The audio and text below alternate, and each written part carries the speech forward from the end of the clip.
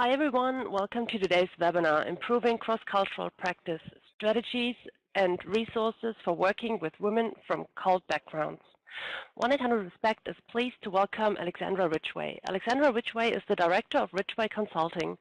Her work as an independent consultant specializes in the areas of family violence, innovative justice, and cross-cultural service delivery. In 2012, Alexandra established the In Touch Legal Center at the In Touch Multicultural Center Against Family Violence in Melbourne. In 2014, Alexandra undertook research for 1-800-RESPECT into best practice methods for working cross-culturally with cult victims, survivors of family violence and sexual assault. The outcome of this research provides the foundations for the webinar Alexandra will present. During the webinar, you are encouraged to participate by posting questions to Alexandra. Your questions can be typed into the chat box, which is located at the bottom left-hand side of your screen. Responses to your questions will be answered at the end of the presentation. I'd now like to pass you over to Alexandra to begin. Thank you for that lovely introduction, and welcome to today's webinar. I will be speaking with you about improving cross-cultural practice, strategies and resources for working with women from cult backgrounds. But before I begin, I'd like to acknowledge the traditional owners of the land on which we meet, their elders both past and present, and any Aboriginal or Torres Strait Islanders who are participating today. So to begin with, just a little bit about the purposes of today's webinar. We'll be looking at cross-cultural practice and specifically strategies and resources for working with cult women who are victim survivors of family violence and sexual assault. The important message here is that today's webinar will be focused on practice. So in other words, your practical skills. It will be an opportunity to reflect upon your current work practices and those of your organisation. But it will also allow you to look forward and learn about ways in which you can build upon and strengthen your strategies and resources for working cross-culturally into the future. Today's presentation builds upon the excellent webinar which Maria Demopoulos conducted for 1-800-RESPECT in 2013. Maria's webinar is available on the 1-800-RESPECT website, and if you have not already listened to it, I strongly encourage you to do so. It provides the conceptual foundations which are essential for working cross-culturally with victim survivors. So the purpose of today's webinar is to build upon Maria's webinar and to extend your understanding and skills, but this time with a really practical focus. As mentioned, the webinar will be presenting the findings of the research that I conducted for 1-800-RESPECT last year. This research identified best practice methods for supporting cult victim survivors, and it involved interviews with industry experts and focus groups, frontline workers. So those research findings will be discussed throughout today's session. The webinar will cover 3 key areas. These are 1, how to use a human rights approach for working cross-culturally, 2, skills in cross-cultural communication and engagement, and 3, specific techniques for working with victim survivors of sexual assault. But before we begin, let's start by discussing the importance of taking time to reflect, because that's exactly what you're doing right now. Today, you're not only entering a training space, you're also entering a reflective one. So this webinar is a little bit different. As well as providing you with a journey of learning, it has also been designed to take you through a journey of discovery about yourself. What you have done by attending this webinar is you've given yourself 30 minutes of time out from your daily grind. You've given yourself time to reflect, and you've made your cross-cultural skills a priority, and this is so important. A really important part of working cross-culturally is the ability to reflect on your own practice. So to assist you in reflecting today, I will be providing you with 3 reflective moments during the webinar. Now, if you've participated in 1-800-RESPECT webinars before, you'll know how the polls usually operate. So instead of the polls, we'll be experiencing reflective moments, which means that instead of testing your knowledge, I will actually be asking you to undertake some contemplation. So what should you be thinking about as you undertake this reflective journey during the webinar? Well, to answer this, let me share a little story with you. When I first started working cross-culturally, I had not considered the importance of reflection. The realization that cross-cultural reflective practice was probably the most important skill I would need came to me through an experience. I was working on a family violence education project which was being delivered to women from 3 cult communities, these being Sudanese, Turkish and Indian. And I wasn't actually presenting the educational content myself, but I instead was working with 3 female community leaders, 1 from each of these CULT communities. And I trained them in the areas of family violence, legal rights, and how the Australian legal system operates. And they then took that information and presented it to their own communities in their own language. So at one of these sessions with the Sudanese community, where I was present, I had an experience which was to trigger the cross-cultural reflective practice which I've used in my career and professional development ever since. The experience was this. A Sudanese woman entered the education session and she was quite late. And the image of her is forever emblazoned on my mind. She was dressed from head to toe in yellow. A yellow headscarf was wrapped around her head and tied beautifully at the front, and she wore a long dress of the same material. So in my mind, I will remember her forever as the woman in yellow. The woman shared with the group her experience of family violence. She had moved to Australia 5 years prior, but did not speak a word of English, and she had experienced ongoing violence at the hands of her husband. She was allowed only 2 hours out of the house per week for shopping, and other than this, she was forced to remain inside, a prisoner within her own home. The woman in yellow had heard about the session through her neighbour, who was her one and only friend and confidant, and she was so incredibly resourceful and determined that she had organised her shopping hours to coincide with our information session. Now, although the woman in yellow never actually accessed our service, what did happen was that the other women in the group offered her support, and so they became her support network.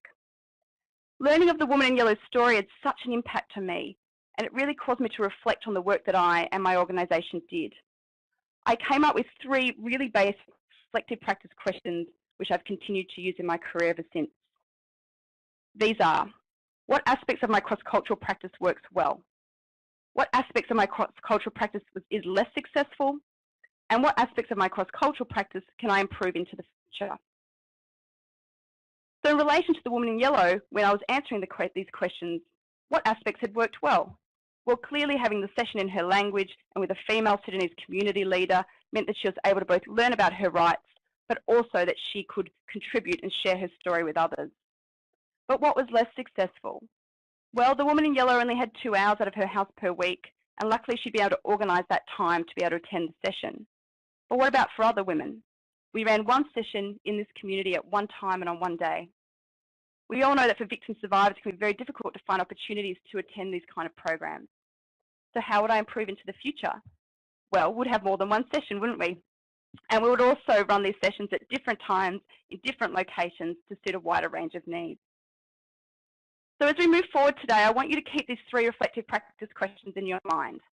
What aspects of my cross-cultural practice works well? What aspects are less successful?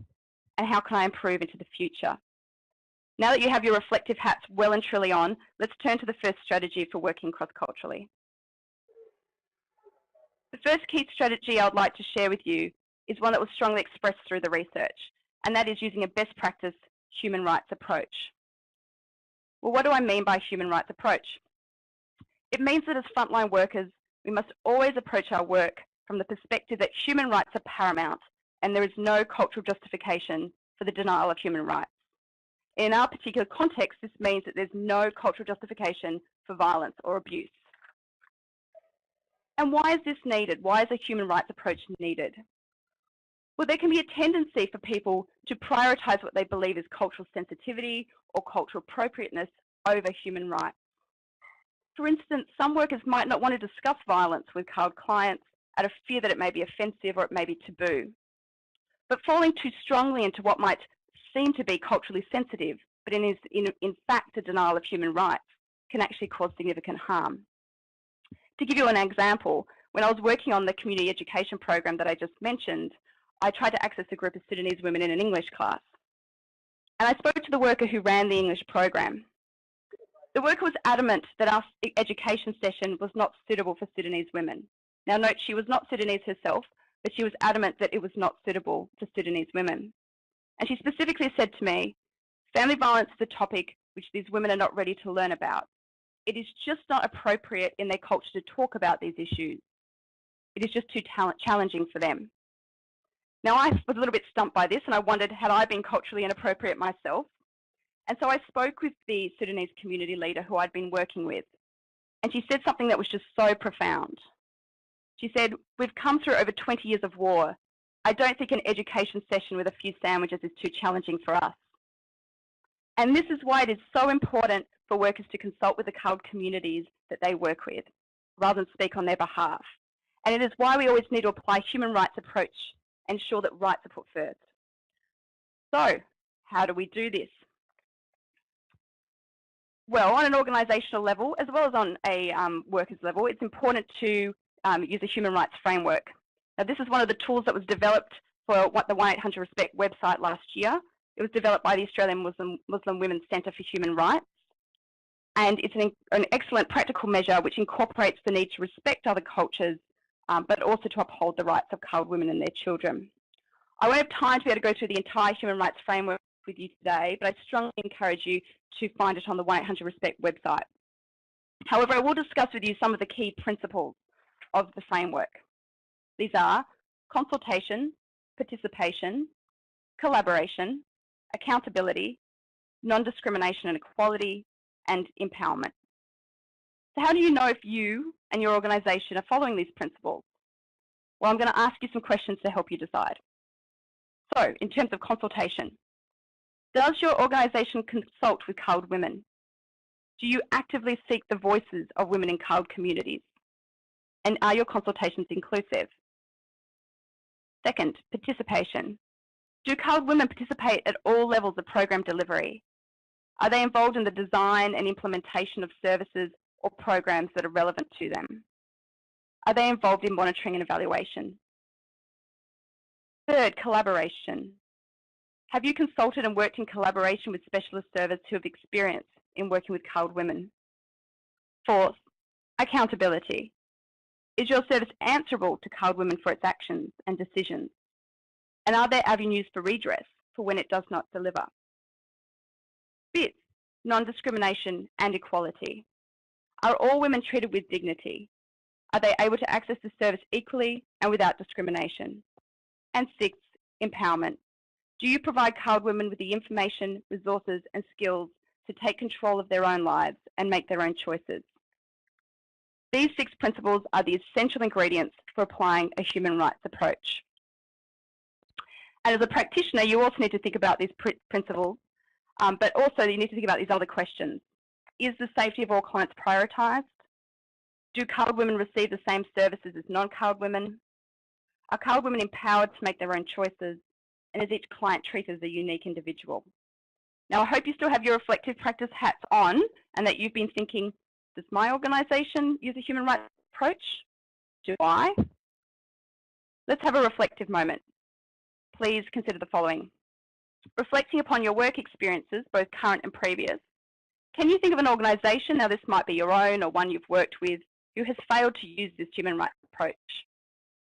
What principles of the human rights approach could the organisation have used to improve its practice? So if we can pop up the poll now, that would be fantastic. So choose which of these which principle you think the organisation could have used to improve its practice.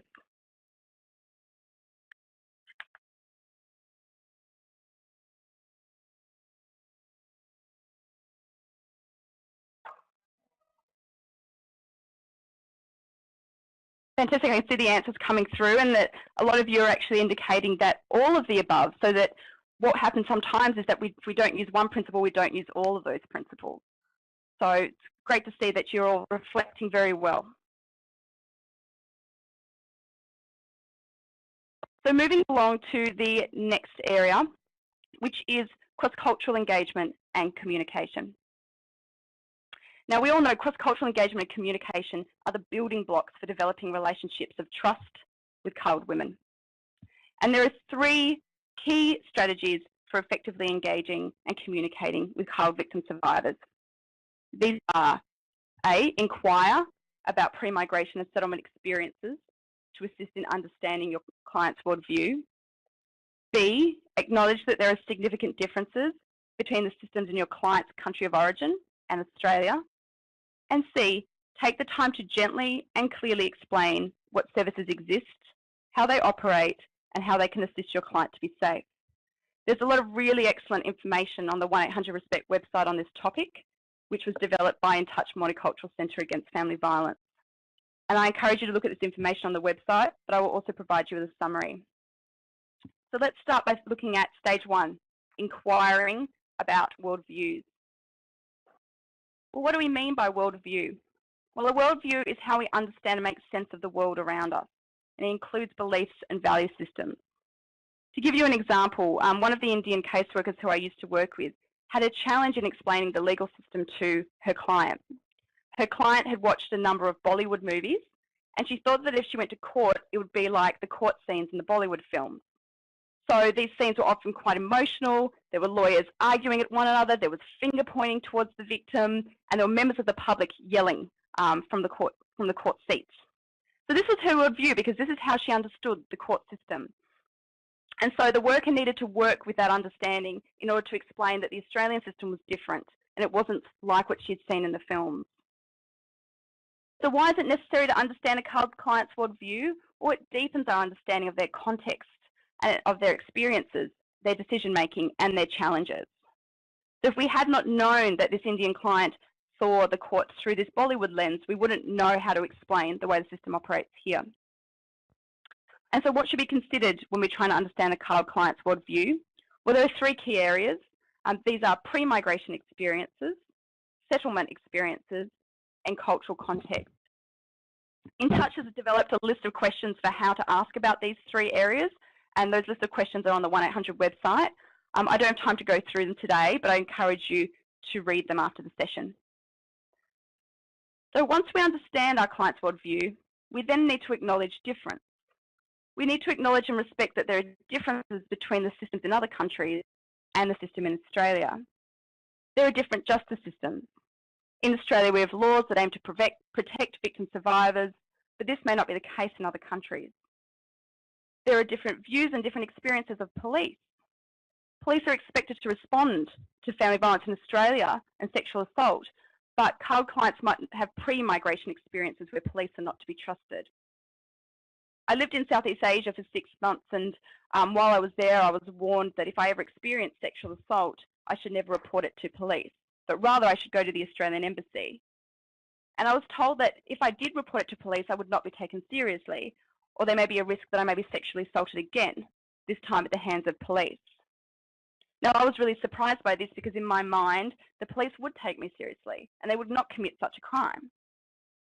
And I'm not sure how true these warnings were, but at the same time, a friend of mine had his camera stolen, and he went to the police station.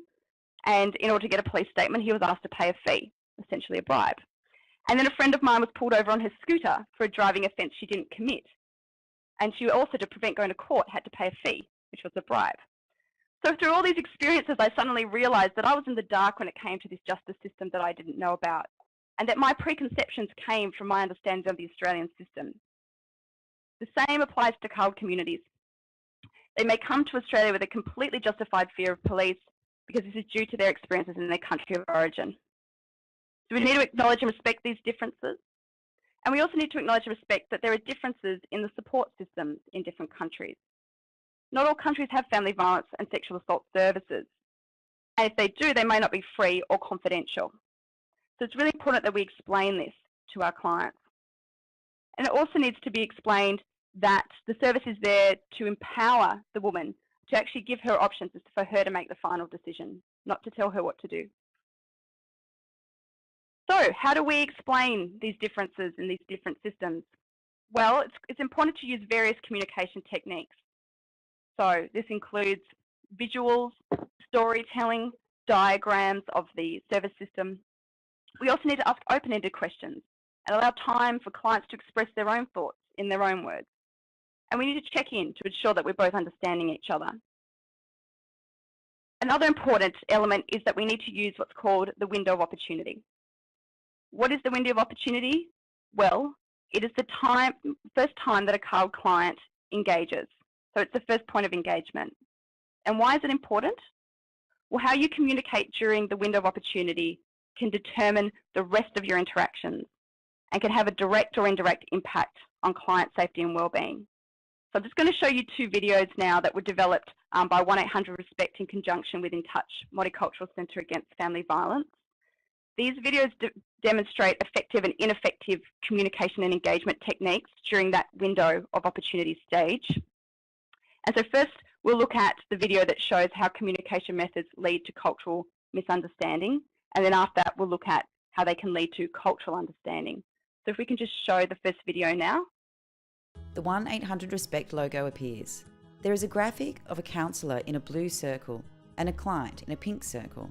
The title appears underneath, Windows of Opportunities, Cultural Misunderstanding. Text appears. In this case study, the client arrives at a community centre to meet with her duty worker.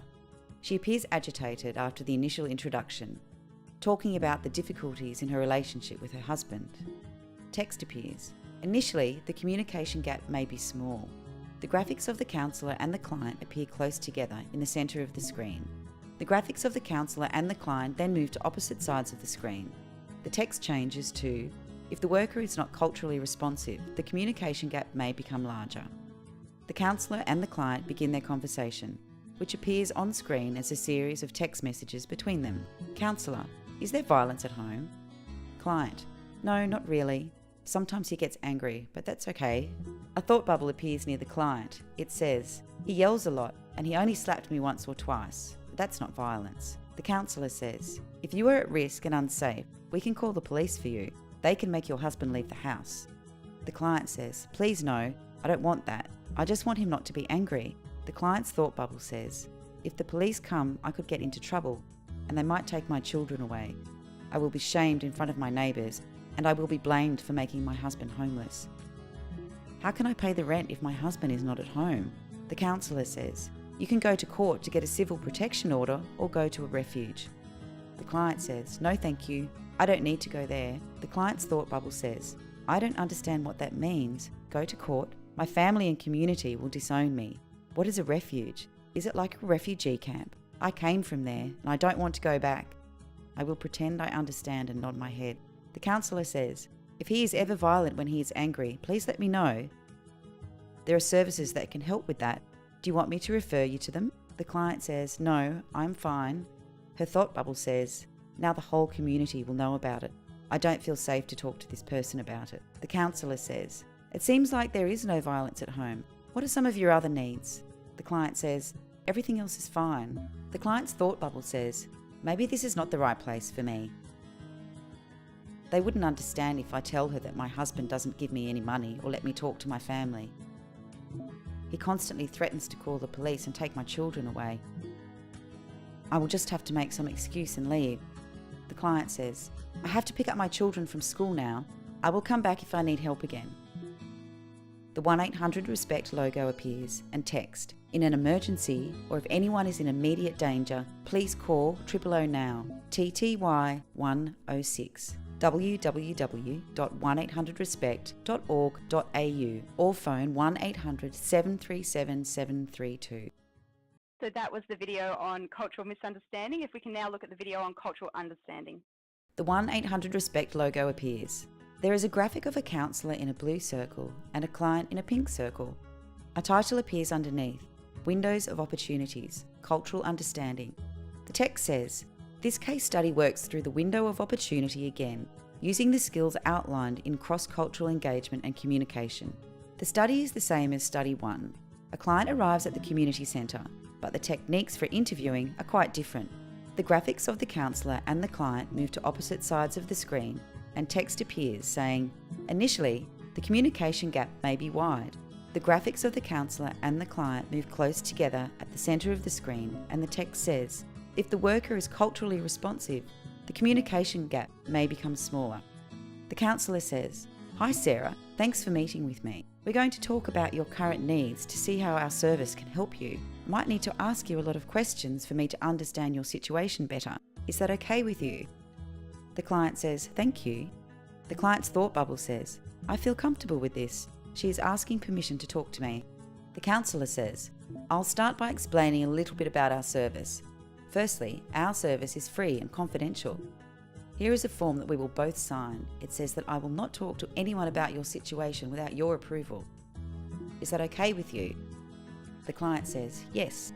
The client's thought bubble says, so that means my husband will not find out about this, and the community will not know as well. I also don't have to pay. The counsellor says, let us start with how you came to Australia. When did you and your family arrive in Australia? We came to Australia in 2010. The client's thought bubble says, that was easy. I thought she would ask me a difficult question. The counsellor says, how did you come to Australia? The client says, we came to Australia as refugees from Burma. We were in Malaysia for several years before we could come to Melbourne. The client's thought bubble says, this is something that I can talk about. She's really nice.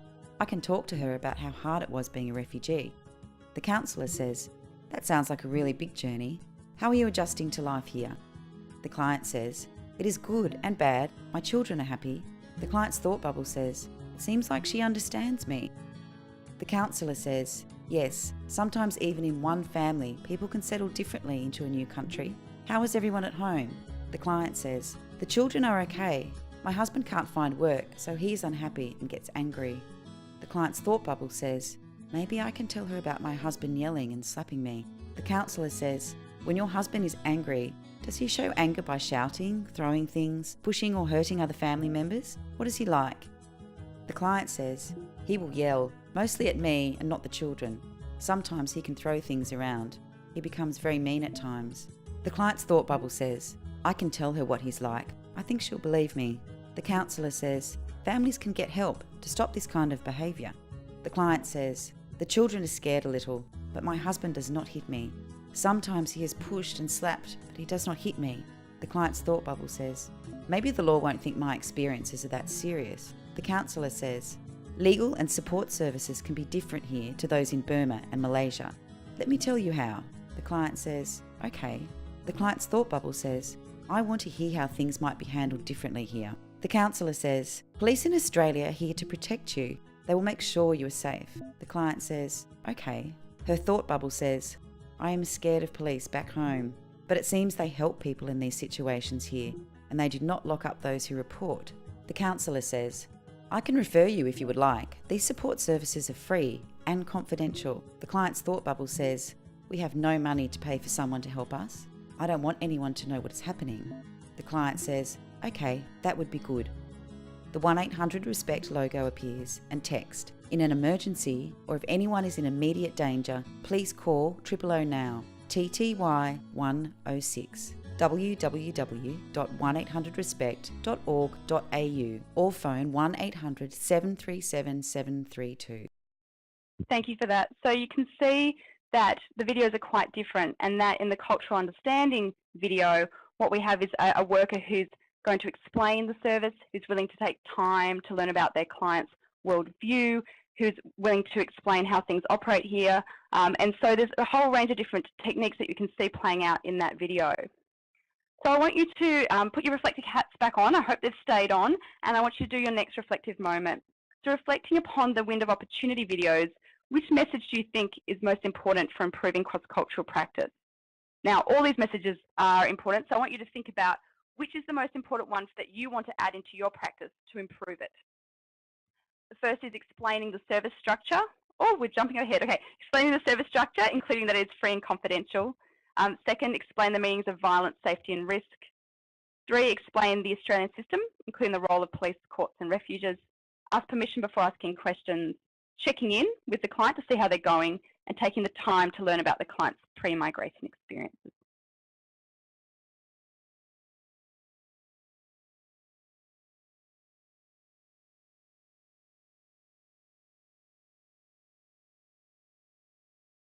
So I can see that it's actually people are thinking there are a lot of these different elements that they would like to include in their work, but primarily it is taking the time to learn about your pre-migration experiences. And that can be quite challenging because we're constantly rushing, aren't we? And we're very busy. We have a huge workload and lots of clients.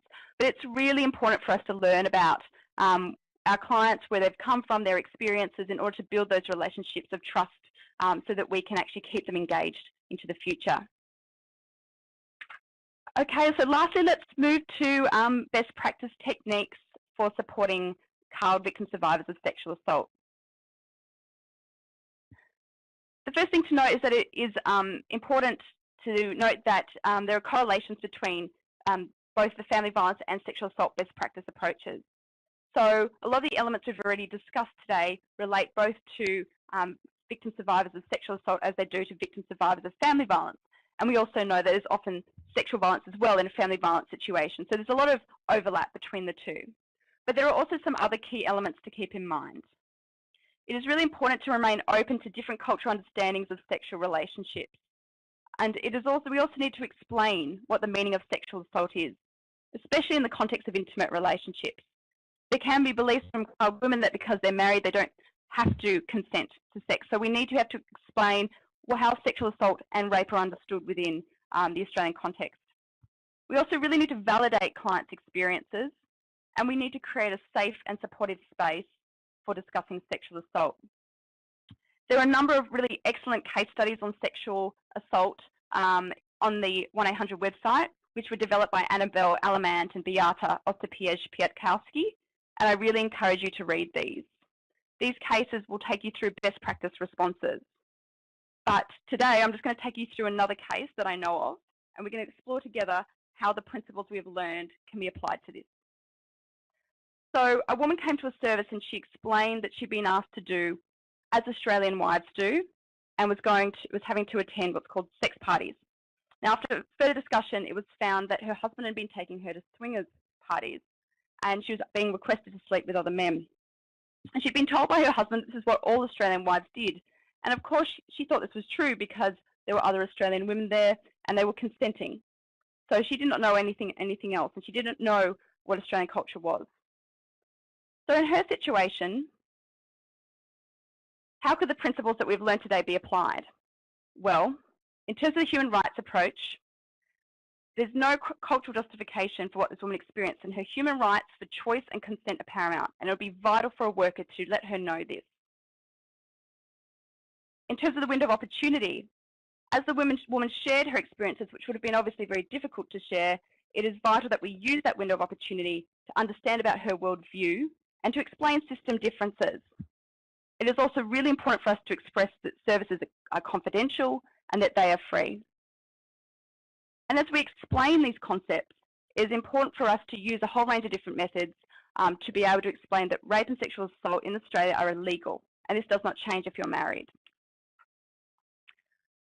But we also must acknowledge and validate her experiences.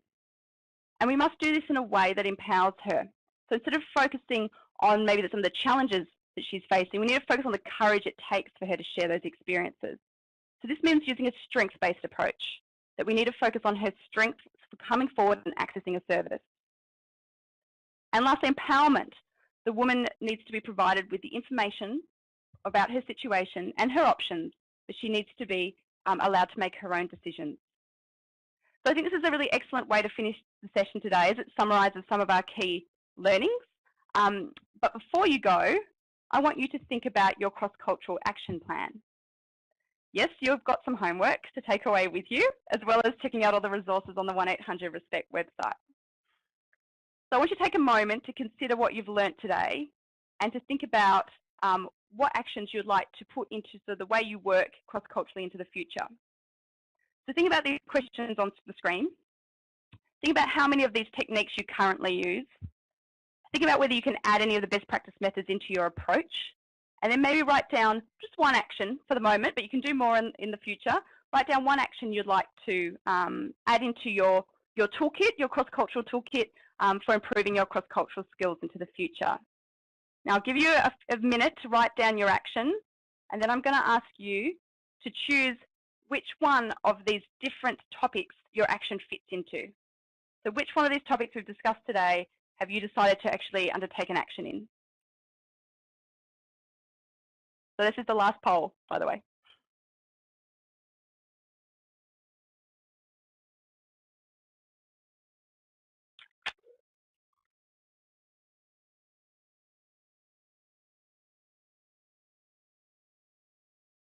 So great to see that you've all decided on your actions so quickly. And the majority of you are going to deepen your knowledge about your client's worldview. And I think that's a really fantastic thing. So it's a really great next step is to learn more about where your client comes from so that you can build a really wonderful relationship of trust together. All right, so to conclude, I'd like to make some acknowledgements. go back to the acknowledgements page. I'd like to acknowledge all the assistance I received from all the wonderful research participants and also the tool developers in developing the tools.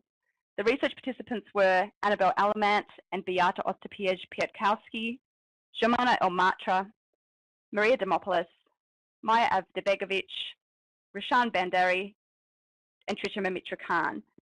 And the tool developers were the Australian Muslim Women's Centre for Human Rights, who developed the Human Rights Framework and Reflective Practice tool, In Touch Multicultural Centre Against Family Violence, who developed the tools on cross-cultural communication and engagement, Annabelle Alamant and Beata Ostapiej-Piatkowski, who developed the resources for supporting child victim survivors of sexual assault. So thank you, I look forward to taking your questions.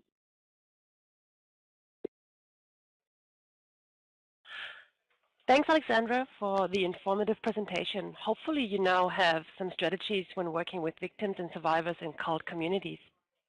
Okay, we're now going to open up for a few questions for Alexandra to answer. If you would like to ask a question, please do so by typing the questions into the chat box at the bottom left of your screen. Please note that case-specific information cannot be answered during this webinar. While we're waiting for questions to come through, you can download a certificate of attendance for participating in the chat box.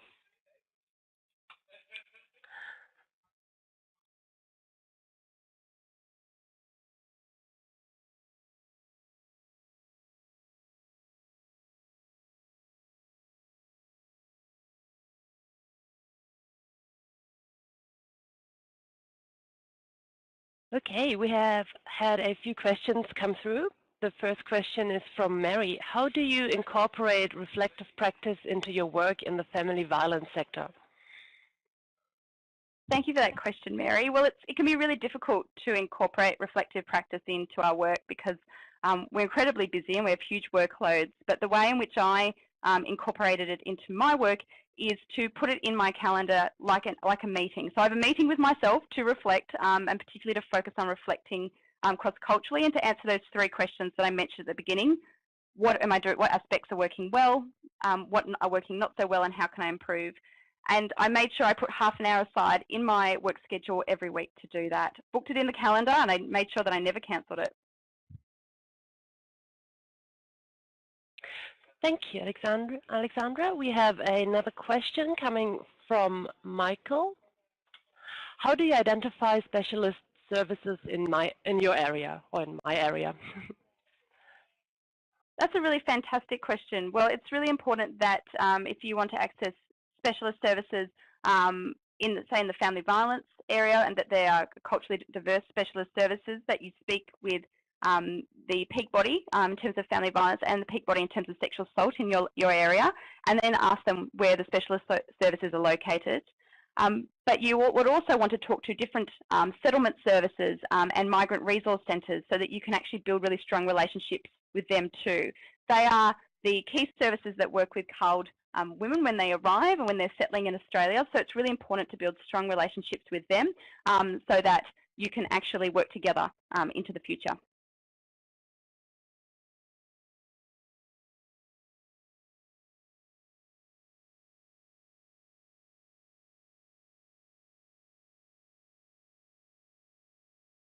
Thank you, Alexandra. We have another question coming from Lisa. Can you talk a little more about the sexual assault resource? Yeah, absolutely. So the resource on the website has a number of case studies which were developed by experts in the CALD sexual assault space, the two I spoke of. And so what happens is when you'll read the case study, and then there are different responses to different parts of the case. So there's an advice around how to communicate with the client, how to support the client, and for each of those different elements, it gives you best practice responses.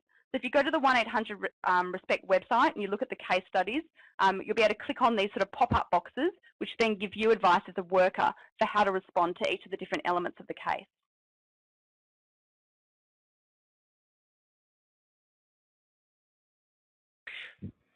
And we have another question coming from Peter. One of the issues we have is that there are clients with different languages. Do you know of any resources in language? Well, 1-800-RESPECT has actually, how many languages is it? 28 languages. I just had to check that to be 100% sure. Now has information on their website in 28 languages. So it would be really great if you can check out the 1-800-RESPECT website. But also, like I said, do build relationships with CALD specialist services or migrant resource centres, and also try and build good relationships with interpreters, because you can get some really good interpreters in your area. They can really support you and they can link you in with where those resources are. I would really encourage you to check out the 1-800-RESPECT translated resources. Thank you. Rochelle has a question. Is there a place for taking the time to reflect on one's own culture and cultural assumptions in cross-cultural practice? So fantastic. What a wonderful question. Thank you so much. And I would really encourage people, as I said at the beginning, to listening to Maria Demopoulos' webinar, which she conducted for 1-800-RESPECT in 2013, because she speaks a lot about how to reflect on your own culture and how to think about what sort of cultural assumptions we bring. So she gives some really fantastic tools for you to actually undertake that reflection. And so maybe it's your first reflection, so if you're booking it in your calendar for next week, maybe actually listening to Maria's webinar and undertaking those activities is a really great way to start thinking about your own culture and your own cultural assumptions. And we have another question from Meg. What are the points, violence and cult women in Australia?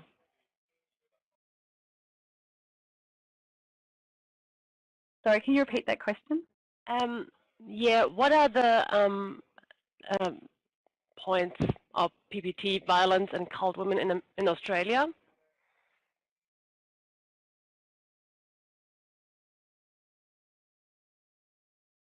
So was that question, what are the statistics in terms of cult women and domestic violence? I'm not hearing the question clearly, I'm sorry. Yes, okay, I've been given the yes. So what the research actually suggests at the moment is that rates of family and domestic violence in cult communities are around the same level as they are across all cultures. So there's no sort of cultural difference in terms of rates of family and domestic violence. But what the difference is that for cult women, they face extra barriers to accessing services. And so that can put them at greater risk sometimes because they can't actually access services to support them. So it's really important that we do use that window of opportunity to engage really effectively, and that we also build really strong relationships with cult specialist services, so that when women do come out and try and engage and connect with a service, that we're there to support them with that very difficult step.